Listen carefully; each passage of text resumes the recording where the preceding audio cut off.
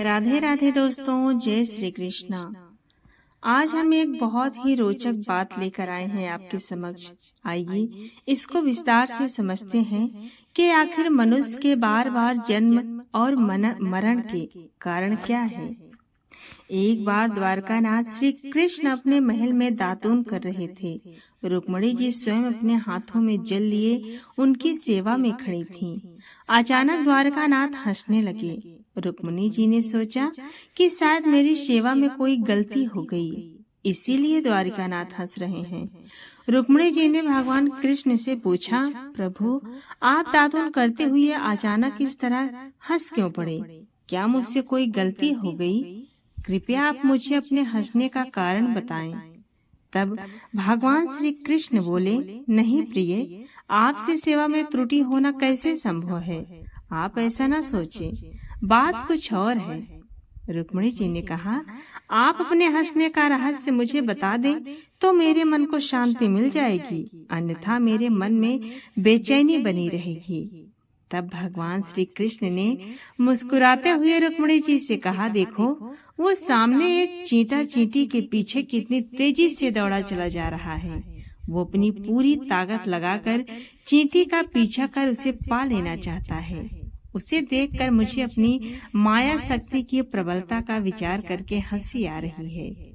रुक्मिणी जी ने आश्चर्यचकित होते हुए कहा, वो कैसे प्रभु? इस चींटी के पीछे चींटे के दौड़ने पर आपको अपनी माया शक्ति की प्रबलता कैसे दिख गई?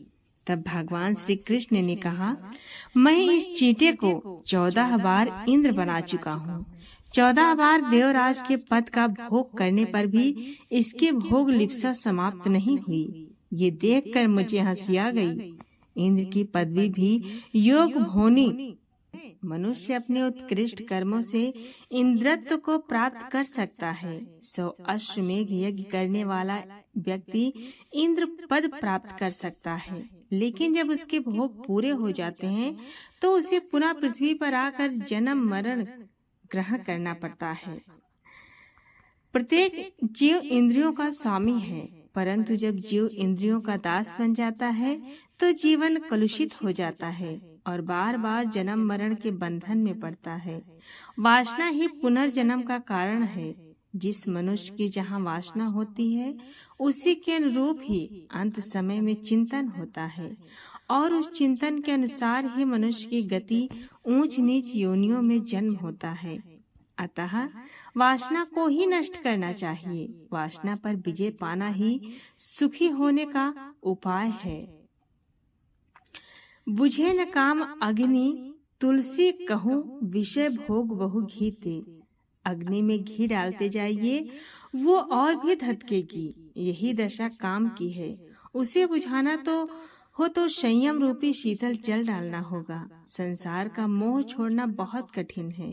वासनाएं बढ़ती हैं तो भोग बढ़ते हैं, इससे संसार कटु हो जाता है। वासनाएं जब तक क्षीण न हो तब तक मुक्ति नहीं मिलती। पुनर्जन्म का शरीर तो चला गया, परंतु पूर्व जन्म का मन नहीं गया। नास्ति तृष्णा समम दुखम नास्ति त्याग समम सुखम। सर्वान कामान परित्याज्य ब्रह्म भूयाय कल्पते। तृष्णा का के समान कोई दुख नहीं है और त्याग के समान कोई सुख नहीं है। समस्त कामनाओं मान बढ़ई स्वाद शौकीन सुख भोग आलस्य आदि का परित्याग करके केवल भगवान की शरण से ही मनुष्य ब्रह्म भाव को प्राप्त हो जाता है।